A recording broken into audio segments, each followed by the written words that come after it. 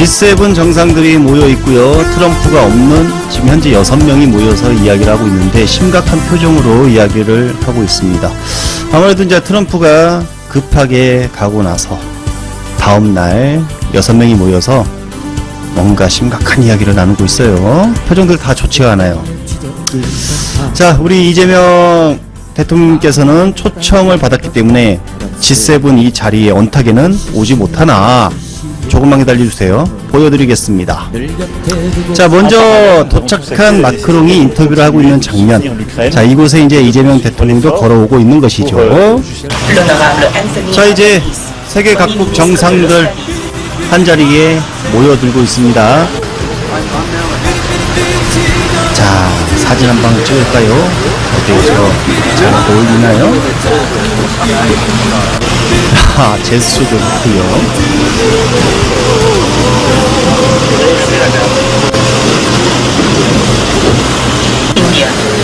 다음은 인도 모디 총리.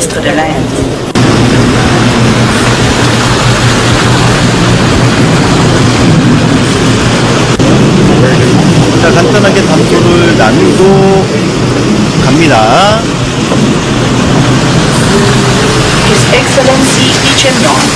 우리의 대한민국 이재명 대통령 등장. 웃으면서 들어오고 있고요. 이 장면, 와, 근사하지 않습니까? 뒤에 배경 보세요. 배경. 이재명 대통령 나오니까 배경을 그냥 뭐 다 보이게 전체 샷으로 배경 보세요. 자, 그리고 이재명 대통령이 이 자세, 제스처, 와, 반갑습니다. 자, 아무도 이렇게 이런 제스처를 하지 않았습니다. 아, 보세요. 단타를 올렸습니다. 자, 이야기를 하고요. 방금 보셨나요? 왼손을 이재명 대통령 팔을 살짝 만지는. 반갑습니다. 이런 것 같고요.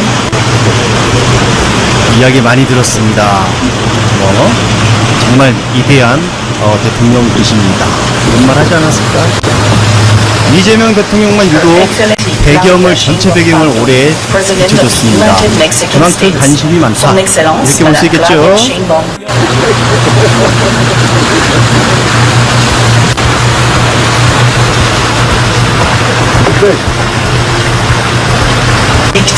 자, 이제 남아공 대통령 어제 이후로 심근감이 상당히 올라갔습니다. 이렇게 잘 웃는 사람이 왜 윤석열을 만났을 때는 웃지 않았죠? 쩍벌 때문입니다.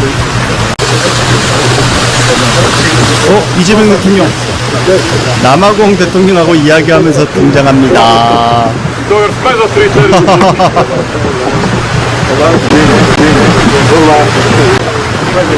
자, 그리고 자리 배치를 참 신기한 게 캐나다 총리가 자리 배치를 해주고 있었습니다. 보세요. 자, 일로 가세요. 그리고 일로 가세요. 리 여기 여기 봤죠? 금방 캐나다 총리가 이재명 대통령 한 가운데 쓰라고. 와, 대박 아닙니까?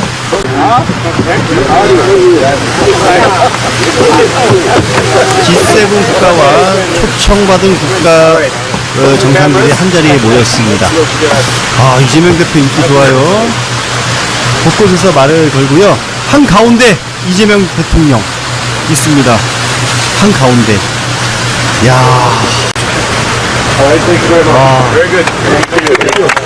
좋다. 와,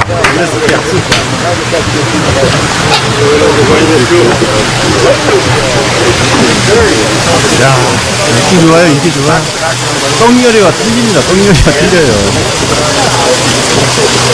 국격에 살아납니다. 정말 보고만 있어도.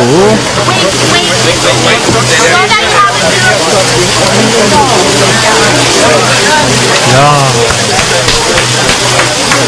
어깨도 음악 보는 거.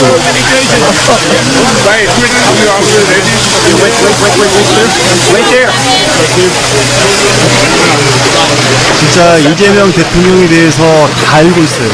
이 정보가 한국의 위대한 이재명 대통령. 자, 이렇게 알고 있다는 것이죠. 야, 자, 이제 회의실로 갈 것 같습니다. 자, 뭐 윤석열 거 찾아보면 끝도 없지만 이거 한 방이면 끝나죠, 게임. 무릎 악수. 악수한 사람하고 먼저 이야기를 해야 되는데 손은 윤석열과 악수하고 눈은 다른 사람하고 이야기해요. 윤석열 표정 봐요. 윤석열 아이씨 나옵니다. 이제 아유, 윤석열 아이씨 나오죠. 이건 국제 망신이죠. 국제 망신. 아니죠. 이거 진짜 국민들 국격이 무너지는 소리입니다. 이거. 얼마 전 정의의 검사 이문정 검사가 국정기획위원회 전문위원으로 발탁되어 검찰개혁의 큰 틀을 가다듬을 걸로 보입니다. 평소 이문정의 남다른 그 흔들림 없는 대쪽 같은 성품을 알아서일까요? 벌써부터 검찰 내부에서 동요가 일어나고 있습니다. 모든 검사가 다 그렇지는 않겠죠. 수원지검의 장진영 부장검사가 검찰 내부망 게시판 이프로스에 임 부장검사님은 검찰 개편안을 어떻게 할 예정입니까? 라는 글을 올렸습니다. 앞으로 검찰이 어떻게 변해갈지 걱정이 된다는 거죠. 장 검사 하는 얘기가 이렇습니다. 수사권 조정 이후 경찰의 1차 수사 종결 후 검찰의 보완수사 요구, 재수사 요청 등으로 인해 사건이 검경을 오가며 수사 기간은 더 늘어나고 있다. 그래서 대체로 피의자들은 만족하고 피해자들은 불만스러워한다고 한다. 라며 검찰의 수사권을 옹호하는 그런 발언을 합니다. 자기들 아니면 수사가 안 된다 뭐 이렇게 생각하는 것 같은데 그러면서 정권의 하명수사나 제19 감싸기 등 임 부장검사가 지금까지 외쳐온 검찰의 지은 옥보가 많아서 직접 수사 권한이 없어지더라도 이와 무관한 민생범죄 수사에 있어 범죄 피해를 입은 국민들에게 손해가 가거나 더 큰 불편이 가는 개혁은 신중을 기해할 것이다 라며 검찰의 수사권 배제에 대해 우려의 목소리를 냈는데 말 가운데 재밌는 부분이 있죠. 검찰의 업보가 많아 직접 수사 권한이 없어지더라도 라고 말하며 그간 검찰의 정권 친위적인 그런 행태, 그런 과오를 시인했죠.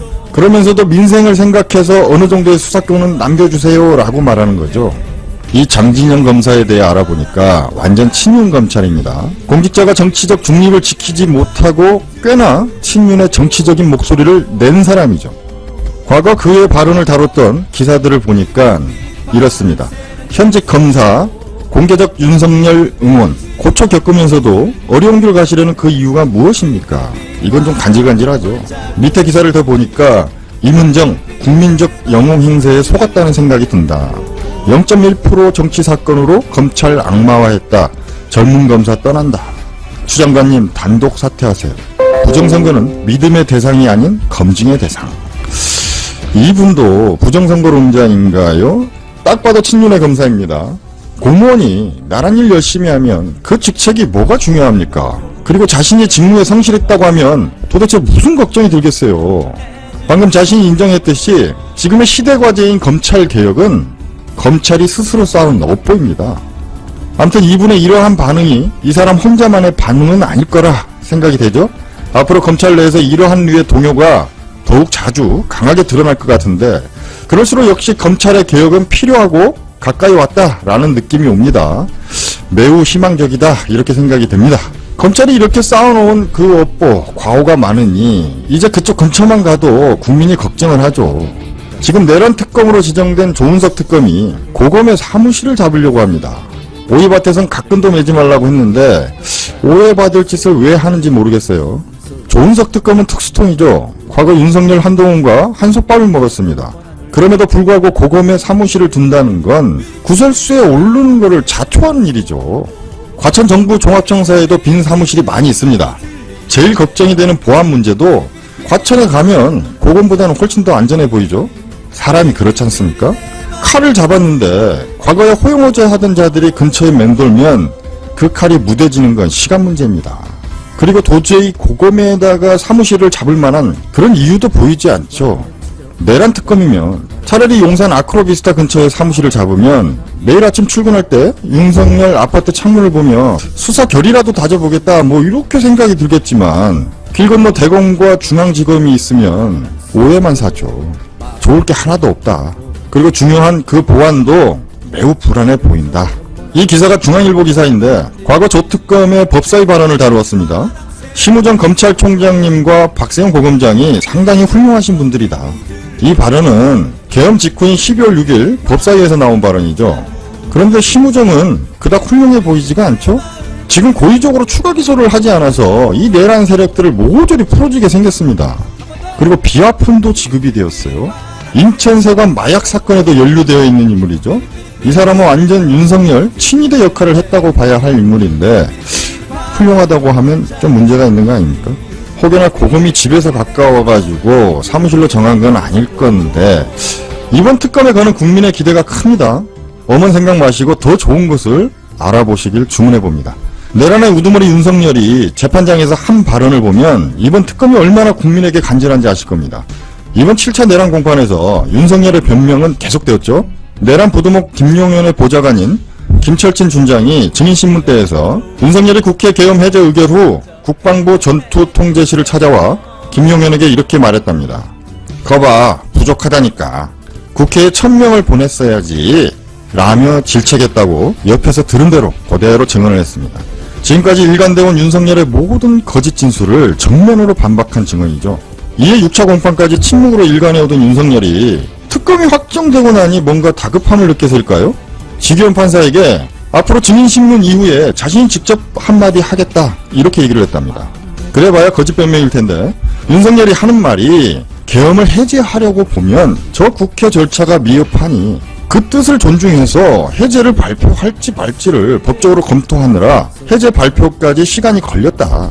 그리고 해제 직후 김용현을 만난 거에 대해서는 일단 군을 빨리 국회 경내에서 내보내야 하는데 제가 그 말을 안 하고 나온 것 같아서 장관하고 계엄사령관을 다시 불러가지고 일단 국회 경내에선 무조건 밖으로 빼라. 그렇게 지시하기 위해서 갔다라고 또 거짓말을 했습니다.